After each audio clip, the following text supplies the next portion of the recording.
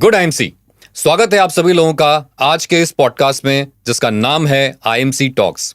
दोस्तों, आज जिस विषय पर हम बात करने वाले हैं वो हम सबके जीवन में बहुत ही इंपॉर्टेंट टॉपिक है और इस टॉपिक का नाम है मानसिक स्वास्थ्य। दोस्तों, आज इस पर बात करने के लिए हमारे साथ स्टूडियो में मौजूद हैं हमारे जाने माने एक्सपर्ट डॉक्टर रमन। तो आइए सबसे पहले उनका स्वागत करते हैं। Good IMC doctor Raman. Good IMC Sandeep ji. स्वागत है आपका आज के पॉडकास्ट में। Thank you sir. डॉक्टर साहब, जैसे कि आज आप जानते हैं हम इस टॉपिक पे बात करने वाले हैं वो है मानसिक स्वास्थ्य। जी बिल्कुल। तो उसे बढ़ने से पहले मैं सबसे पहले आपसे जानना चाहूंगा कि मानसिक स्वास्थ्य का आखिर में मतलब क्या होता है और इसका हमारे जीवन पर क्या प्रभाव है। संदीप जी, ये वैसे ही है, एक एग्जाम्पल से इसको हम समझते हैं। एक बढ़िया सा फ़ोन है, बहुत बढ़िया, चाहे जितना मर्जी महंगा फ़ोन ले लीजिए, है ना, देखने में अच्छा है। क्या हो अगर उसका सॉफ्टवेयर ढंग से काम ना करे? फोन की कोई वैल्यू नहीं रह गई। नहीं रहेगी। सॉफ्टवेयर जो है उस फ़ोन को फंक्शनैलिटी दे रहा है, चला रहा है।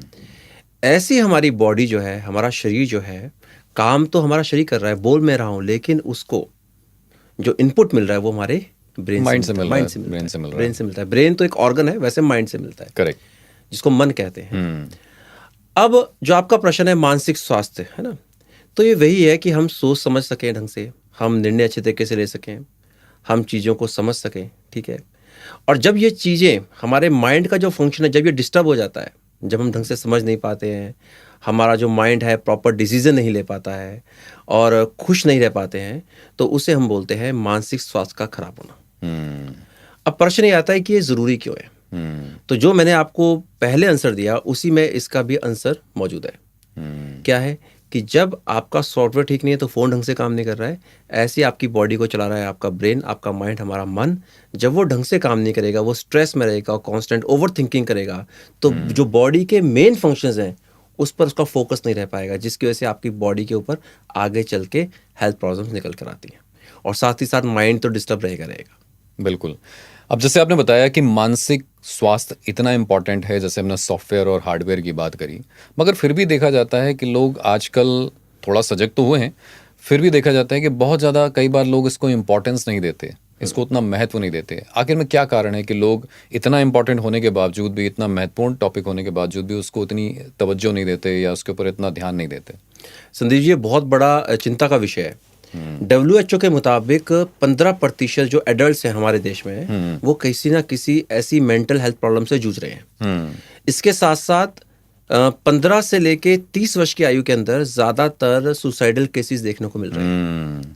ठीक है। बात की जाए डिप्रेशन की, तो ऐसे केसेस 5 करोड़ के करीब हैं। तो ये आंकड़ा बहुत बड़ा है। अब सवाल आपका यह है कि लोग इस पे क्यों ध्यान नहीं दे रहे? उसका रीज़न ये है कि एक तो आज के समय में स्ट्रेस को लाइफ का पार्ट समझ लिया गया है। अब मेरे पास भी कई पेशेंट्स आते हैं, मैं पूछता हूँ आपको स्ट्रेस तो नहीं है, तो वो हंसने लगते हैं। कहते हैं सर स्ट्रेस तो नॉर्मल है। स्ट्रेस किसको नहीं है? अब आपने स्ट्रेस को एक नॉर्मल चीज दे दी, मतलब आपने एक्सेप्ट कर लिया, ठीक है, हम सभी के जीवन में है। ठीक है, मान लिया, पार्ट एंड पार्सल हो गया लाइफ, हमने ऐसा मान लिया। हाँ, अब मैं मान लेता हूँ स्ट्रेस मेरे को है, ठीक है, नॉर्मल है। पर जो अंदर ही अंदर वो स्ट्रेस पैदा हो रहा है, ओवर थिंकिंग में मैं जा रहा हूँ, तो ultimately with the stretch of the time वो कब डिप्रेशन में या ऐसी हेल्थ प्रॉब्लम में बदल जाएगा जहां से कि मैं वापस नहीं आ पाऊंगा, ये कहना बहुत मुश्किल होता है, इसका पता ही लगता। तो नंबर तो 1 है कि इसको बहुत इजीली टेकन फॉर ग्रांटेड ले लिया है। दूसरा, स्टिग्मा, सोशल प्रेशर। किसी से बात करोगे तो अच्छा, मेरे को कोई प्रॉब्लम है, मैं अपने परिवार में बात करूंगा, अरे यार ये फालतू सोचता है, या तुम तो ज्यादा सोचते हो। सीरियसली नहीं लेते लोग मजाक बनाते हैं। ठीक है, क्योंकि मेंटल हेल्थ के ऊपर कभी हमारे देश के अंदर, या मैं कहूँगा सोसाइटी के अंदर, इतना हम लोग इसके ऊपर फोकस कर ही नहीं पाए। तो वो इसकी वजह से क्या होता है ना कि जो भी इंसान मेंटल हेल्थ प्रॉब्लम से जूझ रहा है, मानसिक स्वास्थ्य की प्रॉब्लम से जूझ रहा है, वो बेचारा, उसको कोई हल नहीं मिलता है, तो वो कहीं ना कहीं जो है उसको लाइटली लेता रहता है। वो ठीक है, वो पार्ट ऑफ द लाइफ समझ लेता है और वो आगे बढ़ता रहता है। बिल्कुल, कहीं ना कहीं टेकन फॉर ग्रांटेड ले लिया लोगों ने कि भाई हमारे लाइफ का हिस्सा ही बन गया आज की डेट में। बिल्कुल। मगर डॉक्टर साहब, एक टर्म होता है कि भाई एक तो स्ट्रेस हो गया, एक तनाव हो गया, और एक होती है कि थकावट है। तो इन दोनों में क्या अंतर है कि मुझे तनाव है या मुझे थकावट ज्यादा हो रही है? कई बार लोग, मुझे नहीं लगता कि लोगों को क्लैरिटी है। क्या आप हमारी ऑडियंस को बता सकते हैं कि इन दोनों में क्या अंतर है? थकान का मतलब क्या है? आपने ज्यादा काम किया, आपने मेहनत करी, बॉडी जो हो गई, उसके अंदर वीकनेस आ गई, थकान हो गई, आपने रेस्ट किया, आप ठीक हो गए, ओवरकम हो गए। कंटिन्यूस तो नहीं रहती है। ठीक है। मेंटल स्ट्रेस में क्या होता है? कंटिन्यूस ओवर थिंकिंग चल रही है। आदमी गाड़ी चला रहा है, बच्चे कह रहे हैं पापा ये लेना है, बोल रहा, हाँ हाँ मैं कर रहा हूँ, लेकिन वो कुछ और सोच रहा है। हाँ, वो चले जा रहा है। ठीक है। कई बार ऐसा भी होता है, हम कुछ कहीं जा रहे हैं, कुछ कर रहे हैं और हम आगे निकल जाते हैं, हमें रुकना कहीं और होता है। तो कहीं ना कहीं हमारी थिंकिंग कुछ और चल रही है। अच्छा, जब ये शॉर्ट टर्म के लिए है, ठीक है कोई नहीं, पर जब ये एक लॉन्ग टर्म इफेक्ट ले लेती है, धीरे धीरे क्या होगा, जिसको मेंटल प्रॉब्लम होगी वो क्या होगा, अपने आप में रहने लगेगा, आइसोलेटेड फील करेगा। ठीक है, कहेंगे कुछ, समझेगा कुछ। तो इससे हमें समझ आता है कि जो नॉर्मल जो थकान की आप बात कर रहे हैं वो तो फॉर द टाइम बिंग होती है, उससे इंसान रिकवर करेगा। पर जब हेल्थ प्रॉब्लम की बात आती है, खासकर मेंटल की में हम जो बात कर रहे हैं, उसमें फिर चीज़ें काफ़ी ज़्यादा डीप होती चली जाती हैं। आई थिंक बिल्कुल सही कहा आपने, क्योंकि थकावट है तो आपने थोड़ा रिलैक्स कर लिया, आराम कर लिया, और दूर हो जाएगा। मगर स्ट्रेस उस आराम से नहीं दूर होगा, नहीं होगा, उसके लिए कुछ और आपको सोचना पड़ेगा। अब आपने आराम कर भी लिया, रिलैक्स हो गए, नींद ही नहीं आ रही है, आंखें बंद करके लेटा, नींद ही नहीं आ रही है, सोच रहा है। ठीक है, अगले दिन उठा भी है तो भी बोल रहा है कि मेरे को थकान फील हो रही है, मैं फ्रेश फील नहीं कर रहा हूँ। तो इसका मतलब ये है कि कुछ ना कुछ, क्योंकि मैंने आपको बताया कि जब सॉफ्टवेयर ढंग से काम नहीं करेगा, जब माइंड रिलैक्स नहीं है, तो बॉडी के बाकी फंक्शनैलिटी पर भी इसका असर पड़ेगा ही पड़ेगा। अच्छा डॉक्टर साहब, अब आजकल होता क्या है कि जैसे हमने बात की पहले भी कि ये एक आम बात हो गई है कि स्ट्रेस हमारे लाइफ का हिस्सा है। अब कामकाज का प्रेशर है, घर की जिम्मेदारियों का बोझ है, कहीं ना कहीं सोशल स्टिग्मा भी है, सोशल जो मीडिया की सोशल मीडिया, बिल्कुल, वो भी कहीं ना कहीं मुझे लगता है कि स्ट्रेस लीड करता है। आप घर में बैठे हो, आपका कोई फ्रेंड किसी फॉरेन कंट्री में घूम रहा है, भले वो 6 महीने पहले गया हो, आज उसने फोटो पोस्ट कर दी, आपके घर में बवाल मच जाएगा कि देखो जी तुम्हारा फ्रेंड तो हर 6 महीने पे घूमता रहता है, हमें लेके नहीं जाते तुम। बिल्कुल। तो कहीं ना कहीं ये देखा जाता है कि ये कैसे इसको डील किया जाए। जिम्मेदारियां रहेंगी, हाँ बिल्कुल, कामकाज का प्रेशर रहेगा ही रहेगा, सोशल स्टिग्मा भी रहेगा ही रहेगा, ये तो कैसे इसको डील किया जाए? नहीं, देखिए संदीप जी, ये समझने वाली बात है कि आप किसी भी चीज़ को कर रहे हैं, किसी भी चीज़ को आप फोकस कर रहे हैं, तो आप उसको ये मत समझिए कि कोई वो चीज़ ऐसी है कि नहीं मिलेगी तो कोई बहुत बड़ी बात हो जाएगी। करेक्ट। ठीक है, एक प्रोसेस से आपने चलना है, लाइफ इज अ प्रोसेस है ना, मैं तो ये मानता हूँ। ठीक है, आप जो भी काम कर रहे हैं उस पर अपना 100% दीजिए, नंबर 1। ठीक है, और जो ये पीयर प्रेशर है कि यार उसने ऐसा कर दिया तो मेरे को भी ऐसा करना है, ऐसा कहीं भी नहीं है। आप कई चीजों में उनसे अच्छे हो सकते हैं, बिल्कुल। तो ये माइंडसेट को डेवलप करना पड़ेगा। अब आपने सोशल मीडिया की बात करी, जाहिर सी बात है लोग बहुत ज्यादा उससे इन्फ्लुएंस हो जा रहे हैं। अच्छी लाइफ है, लेकिन किसी और की लाइफ को देख के इतना इन्फ्लुएंस हो जा रहे हैं कि अपनी लाइफ भी खराब लग रही हो जाता है कि यार अपने पास गाड़ी है लेकिन किसी उसके पास बड़ी कैसे, तो वो उसी में ही अंदर ही अंदर बेचारा वो स्ट्रेस ले रहा है। ठीक है, सही बात है। ठीक है, दूसरा काम की बात करिए, काम का प्रेशर रहता है, हर किसी को रहता है, और डेफिनेटली अगर प्रेशर नहीं होगा तो शायद हमारा आउटकम भी नजर नहीं आएगा। बिल्कुल, क्योंकि पॉजिटिव प्रेशर भी बहुत जरूरी होता है कई बार, बिल्कुल जरूरी है। अब कई बार क्या होता है, हम बड़े कंफर्ट जोन में निकल आते हैं, हम बैठ जाते हैं, तो हमारे पास जब तक पॉजिटिव प्रेशर नहीं आता है तो हमारा काम निकल के नहीं आता है। बट आपको उसको एज अ पॉजिटिव प्रेशर ही लेना है, आपको उसको पर्सनल नहीं लेना है। ठीक है, प्रॉब्लम कहाँ आती है कि जब लोग इसको पर्सनली ले जाते हैं, ठीक है, तो उनको लगता है कि मेरे साथ ही हो रहा है, मेरे साथ ही हो रहा है, मेरे साथ ही हो रहा है। डोंट टेक उसको लाइटली लेकर के, ऐसा नहीं लेना है कि अपने काम पे फोकस नहीं करना है, अपने आप को इंप्रूव करना है। प्रोसेस के थ्रू आप चलिए, जर्नी इज ब्यूटीफुल। तो जब आप इन चीज़ों को हटा देंगे, इन चीज़ों से अपना फोकस हटा देंगे, अपने काम पर फोकस करेंगे, तो चीज़ें काफ़ी ज़्यादा डाइल्यूट हो जाती हैं। तो दोस्तों आपने बात तो बिल्कुल सही बोली, मगर अक्सर ये चैलेंज होता है क्योंकि हम सब ह्यूमन हैं। बिल्कुल, तो ऐसा सबके ज़िंदगी में होता है, हम इससे बच नहीं पाते। अक्सर लोग कंप्लेन करते हैं कि मुझे नींद नहीं आ रही, मुझे बेचैनी ज़्यादा हो रही है, गुस्सा आ रहा है, इरिटेशन हो रहा है, कई बार बिना कुछ हुए भी लगता है बड़ा लो फील कर रहे हैं, है ना, साथ सा लगता है। तो क्या ये भी मेंटल हेल्थ अच्छी ना होने के कारण हो सकते हैं या एक सिम्टम है उनके? देखिए संदीप जी, मेंटल हेल्थ जो प्रॉब्लम्स होती है ना, थोड़ा इनको हम समझें तो एक है कि सिंपल हमें थोड़ा बहुत कभी कभी दिक्कत आती है, इसको हम बोलते हैं एंग्जाइटी, है ना। एंग्जाइटी क्या है कि कोई ऐसी बात हो गई जो हमने सुन ली, उससे हमें घबराहट हो गई, बेचैनी हो गई, और वो बात पूरी हो गई तो हम रिलैक्स हो गए। लेकिन जब बार बार ऐसा नेचर क्रिएट हो जाए कि हमें बार बार एंग्जाइटी होने लगे या बार बार ऐसे सिम्टम्स नजर आने लगे, तो फिर ये कहीं ना कहीं चैलेंज है मेंटल हेल्थ के ऊपर। ठीक है, और अल्टीमेटली यही प्रोसेस जब बार बार दोहराया जाएगा, क्योंकि वो उसका ह्यूमन नेचर बन गया। अब धीरे धीरे क्या होगा, उसका जो मैं इसको बोलता हूँ कि जो हमारा आयुर्वेद में हम इसको कहते हैं मानसिक बल, जब आपका कमज़ोर होने लगेगा तो आप धीरे धीरे क्या करेंगे, आपके माइंड जो होगा वो छोटी छोटी बातों पे ज़्यादा रिएक्ट करेगा, जैसे आपने बोला चिड़चिड़ापन होगा, घबराहट होने लगेगी, अल्टीमेटली क्या है वो डिप्रेशन की तरफ जाएगा। तो इनिशियली अगर 1-2 बार हुआ है तो नहीं, वो हो सकता है वो कोई सर्कमस्टांसेस भी हो सकता है, कोई ऐसी स्थिति बनाई हो जाता है, हार्मोनल एड्रेनलिन वगैरह निकलते हैं। लेकिन अगर ये बार बार हो रहा है तो हाँ, ये बिल्कुल किसी ना किसी मेंटल हेल्थ प्रॉब्लम की तरफ इशारा कर रहे हैं। तो अगर किसी की फैमिली में लोग एंजाइटी या डिप्रेशन से ग्रसित हैं तो उनको कैसे डील करना चाहिए? नहीं, इसके लिए हमें ये समझना होगा कि आखिर उस इंसान को ऐसा हो क्यों रहा है, हमें उसको समझना पड़ेगा। इसका जो लोग जनरली क्या करते हैं, इसका रिवर्स कर देते हैं। वो समझते नहीं है कि ये प्रॉब्लम क्यों हो रही है। ठीक है, जैसे वो अगर गुस्सा कर रहा है या कोई उसका ऐसा नेचर निकल कर आ रहा है तो सबसे पहले आपको शांत रहना है। ठीक है, ऑब्जर्व करना है, और जब वो शांत हो गया तब उससे बात करने की आखिर प्रॉब्लम क्या है। क्योंकि ऐसे इंसान जो क्या है ना, एक्चुअली हो क्या रहा है कि उसकी फीलिंग्स उसके अंदर रह रही हैं। अब वो जब आप कोई ऐसा पॉइंट हिट करते हैं तो उसकी फीलिंग्स आउटबर्स्ट करती हैं। वो एकदम से कहते हैं ना, ज्वालामुखी को आपने छेड़ दिया को, तो आप पहले उसको शांत होने दीजिए, फिर उससे बात करिए। ठीक है, उसको कंफर्ट लेके आइए, कंफर्टेबल उसको बनाइए।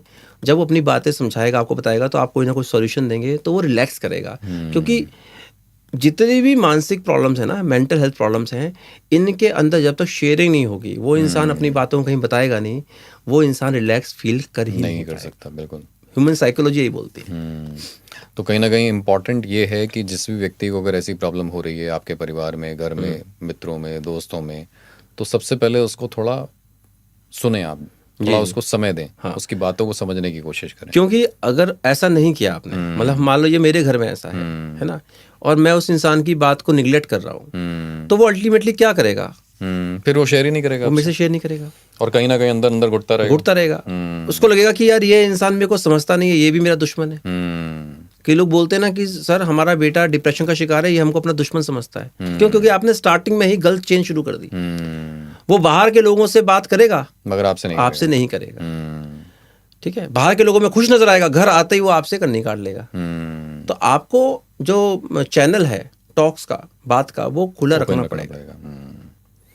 अब डॉक्टर साहब, लाइफस्टाइल हम सबकी इतनी हेक्टिक है कि किसी के पास भी समय नहीं है। अगर मैं आपसे जानना चाहूँ कि आजकल की भागदौड़ भरी जिंदगी में मान लो 10 से 15 मिनट अगर कोई निकालता है, तो उससे 10 से 15 मिनट में वो ऐसा क्या करे जिससे वो अपनी मानसिक स्वास्थ्य को रोजाना बैलेंस करता जाए, बेहतर रखता रहे? बहुत सिंपल है संदीप जी। 5 मिनट के लिए डीप ब्रीदिंग, लंबी गहरी सांसें, चाहे आप सुबह मॉर्निंग वॉक के समय लें, चाहे जब मर्जी लें, काम के बीच में भी 5 मिनट के लिए डीप ब्रीदिंग करें। ठीक है, नंबर 1। इसके साथ साथ बीच बीच में अपने काम के बीच में ब्रेक्स लेते रहे। ऐसा नहीं बहुत लंबे ब्रेक्स, थोड़े छोटे स्मॉल ब्रेक्स, 5-7-10 मिनट के लिए लिए। उसमें कोई पसंदीदा म्यूजिक आप सुन सकते हैं, कोई अच्छा टॉक शो दे सकते हैं, कुछ ऐसी बुक्स पढ़िए जो कि माइंड पावर और माइंड हीलिंग के ऊपर काम करती हैं। अगर आपको लगता है कि ऐसा कुछ रहता है, इशू रहता है, तो आप कुछ अच्छे लोगों को सुन सकते हैं। ठीक है, और अपनी डाइट पर फोकस करिए। ठीक है, ऐसी चीज़ें उपयोग करिए जैसे वाटर इनटेक अच्छा रखिए, हेल्दी खाना खाइए। काम के बीच में थोड़ा सा अपनी प्लेस से उठ के थोड़ा बहुत अपने किसी फ्रेंड से मिल सकते हैं आप, थोड़ा स्ट्रेचिंग कर सकते हैं, लाइट वॉक कर सकते हैं। तो इस तरह से क्या रहेगा कि जो आप ओवरबर्डन हो रहे हैं, बर्न आउट हो रहे हैं, थोड़ा रिलैक्स हो जाएगा। तो अगर आप ये हैबिट अपनाएंगे तो इससे आपका स्ट्रेस बहुत कम हो सकता है। आजकल बच्चों में भी डॉक्टर साहब स्ट्रेस बहुत ज़्यादा देखा जा रहा है, पढ़ाई का अलग तनाव है, उनमें भी पीयर प्रेशर आ रहा है। क्लास में कुछ बच्चे अच्छे नंबर ले आ रहे हैं, कुछ थोड़ा कमज़ोर हैं, उतने अच्छे नहीं ला रहे हैं, पेरेंट्स की तरफ से प्रेशर है, सोसाइटी की तरफ से प्रेशर है। तो इसको कैसे डील किया जाए? नहीं, इसमें तो रोल सबसे ज़्यादा पेरेंट्स का ही है। ठीक है, अब बच्चे तो बच्चे हैं ना सर। हाँ जी। ठीक है, आपका रोल उसमें ज़्यादा है, हमारा रोल ज़्यादा है। ठीक है, हमें उन्हें एक तो कंपैरिजन में नहीं डालना है। Correct. कि देखो वो बच्चा कैसे कर रहा है, वो बच्चा कैसे कर रहा है। जब आप कंपैरिजन में डालते हैं तो बच्चा इस चीज़ को नहीं समझता। उसको लगता है कि मेरे पेरेंट्स जो हैं मेरे एफर्ट को अंडरमाइन कर रहे हैं। तो आपको उसको एंकरेज ही करना है। ठीक है, नंबर 1, कभी भी उसको ये नहीं फील कराना है कि भैया तेरे में कुछ कमी है। ठीक है, और अगर कोई चैलेंज ऐसा आ रहा है जैसे बच्चे अग्रेसिव हो रहे हैं, तो अगर आप भी अग्रेसिव उसके साथ होंगे तो वो नहीं सुनेंगे, तो वो नहीं सुनेगा।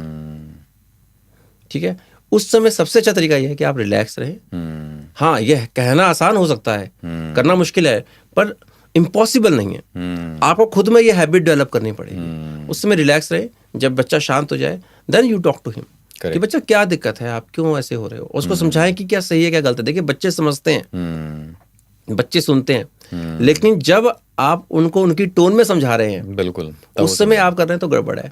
जब वो रिलैक्स है तब रिलैक्स माइंड से उससे बात करिए, प्यार से बात करिए। जाहिर सी बात है, धीरे धीरे जब आप, और ऐसा एक दिन में नहीं होने वाला, बिल्कुल, जब आप ये सर्कल रिपीट करेंगे तो धीरे धीरे करके उसका जो माइंड है इस चीज़ को अडेप्ट करेगा, कि उसके माइंड में ये बात बैठती जाएगी कि मेरा ये बिहेवियर गलत है, मुझे ये चीज़ अच्छी तरीके से करनी है।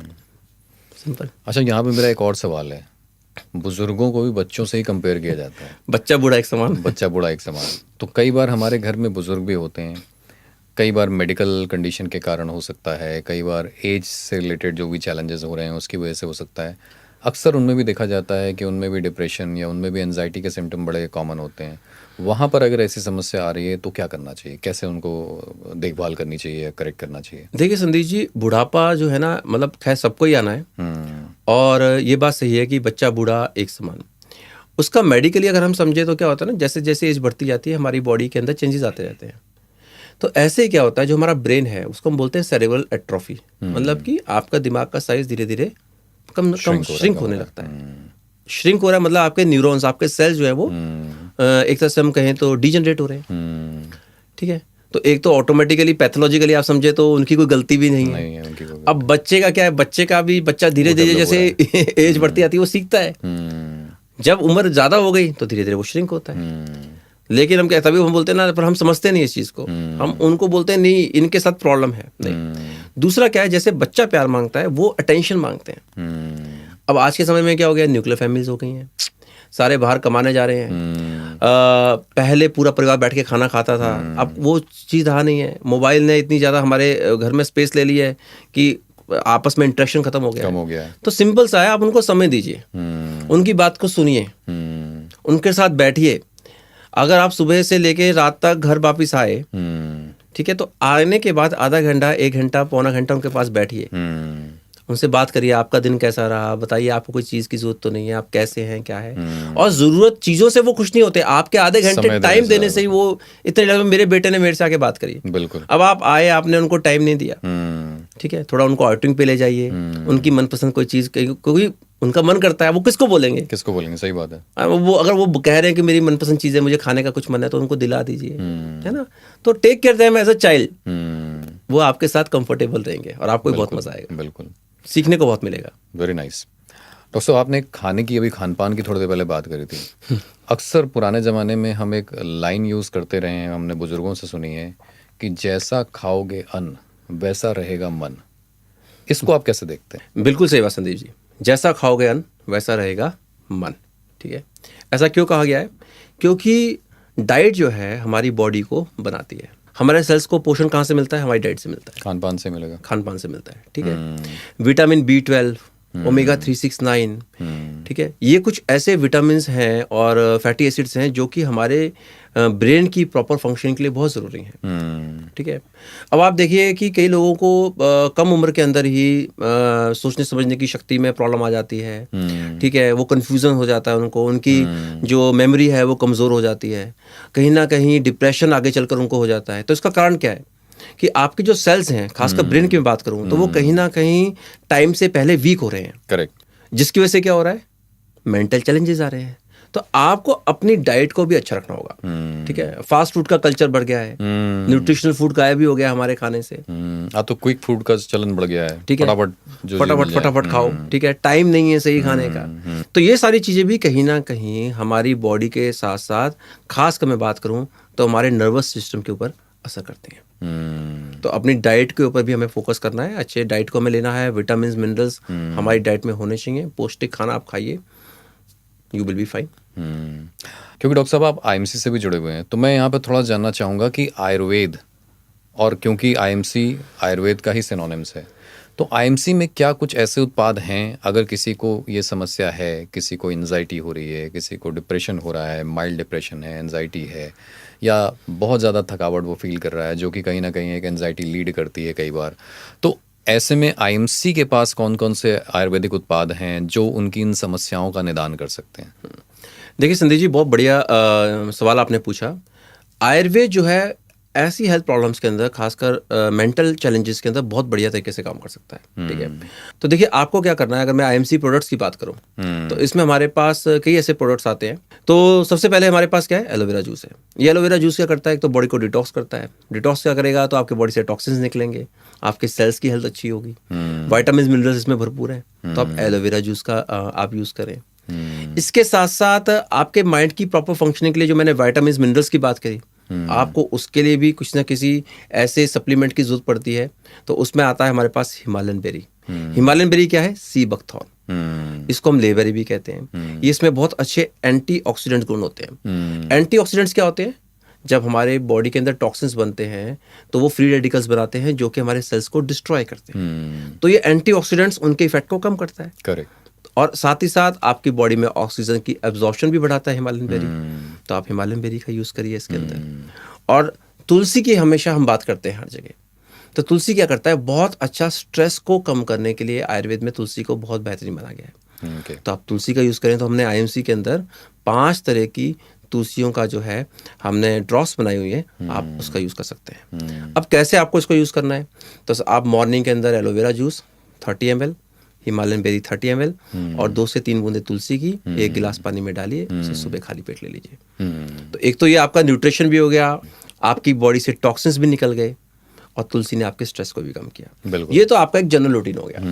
इसके साथ साथ कुछ स्पेसिफिक हमने प्रोडक्ट्स बनाए हैं, क्योंकि आयुर्वेद में कई ऐसी जड़ी बूटियां जैसे अश्वगंधा है, जटामासी है, ठीक है, शंख पुष्पी है, ऐसी जो जड़ी बूटियां हैं, ब्राह्मी है, इनका हमने कॉम्बिनेशन बना के एक टेबलेट निकाली है, दैट इज हम उसको बोलते हैं स्ट्रेस अवे।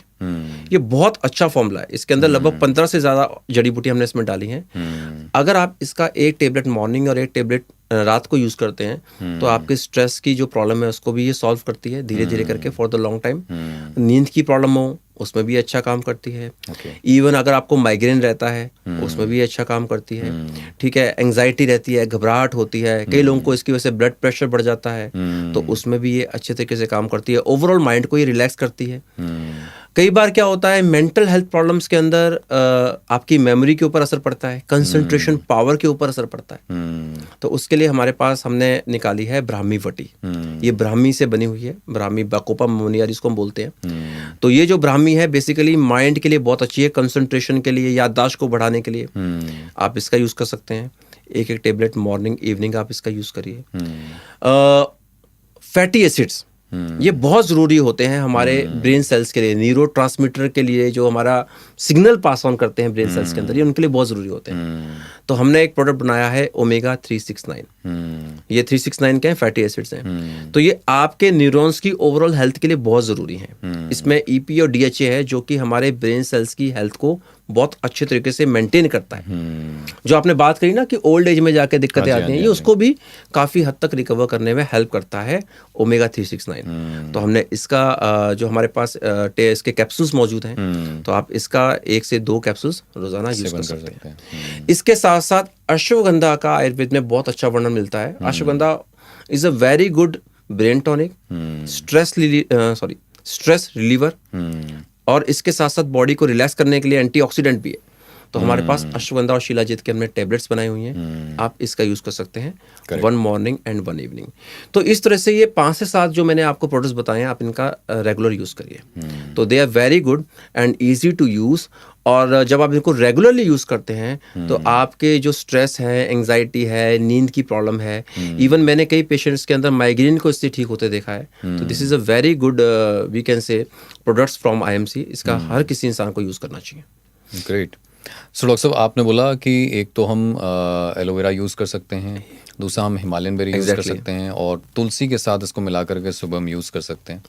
इसके अलावा हम ओमेगा 369 ब्रह्मवटी को यूज़ कर सकते हैं, स्ट्रेस अवे टैबलेट का इस्तेमाल कर सकते हैं, और साथ साथ हमारा अश्वगंधा और शिलाजीत यूज़ कर सकते हैं। आई थिंक ये एक परफेक्ट कॉम्बिनेशन बनाता है आपके ओवरऑल मेंटल हेल्थ के लिए, और स्ट्रेस और एंजाइटी से आप इसमें संदीप जी एक चीज़ समझनी है।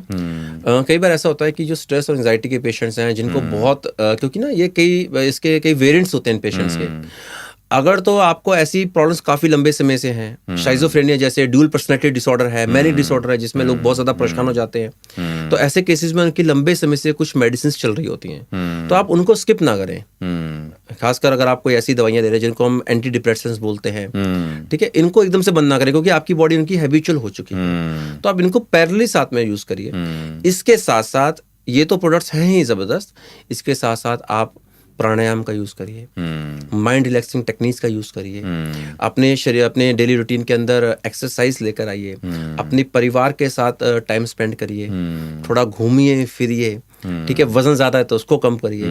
आप एज अ होलिस्टिक लेके चलिए, बिल्कुल, डेफिनेटली आपका जो थॉट प्रोसेस होगा वो इम्प्रूव होगा। और सबसे इम्पोर्टेंट बात, जब भी आपको लगे कि कोई ऐसी प्रॉब्लम आपको लग रही है कि हाँ मेरे अंदर कुछ ऐसे सिम्टम्स आ रहे हैं जो हमने बात करी है, तो किसी भी तरीके का शर्माना नहीं है, घबराना नहीं है। तुरंत आपको हेल्प लेनी है, चाहे अपने परिवार में लीजिए, चाहे फ्रेंड से लीजिए या डॉक्टर से लीजिए। इमीडिएट एक्शन लीजिए, इस प्रॉब्लम को ज़्यादा बड़ा मत होने दीजिए। तो लास्ट में चलते चलते डॉक्टर साहब मैं आपसे एक और सवाल जानना चाहूँगा कि मेंटल हेल्थ यानी मानसिक स्वास्थ्य को लेकर क्या आपको लगता है मार्केट में या आम लोगों में कुछ गलतफहमियां भी हैं, और उन गलतफहमियों को हम कैसे दूर कर सकते हैं? गलतफहमी संदीप जी सिर्फ यही है कि इसको लोग बहुत लाइटली लेते हैं, ठीक है, जबकि इतना लाइटली नहीं है। इसको बहुत लाइटली लेते हैं, कुछ नहीं है, ठीक है, ये तो फालतू सोचता है, ऐसे कहना बंद करिए, ठीक है। मानसिक स्वास्थ्य एक बहुत बड़ी चुनौती बन चुका है।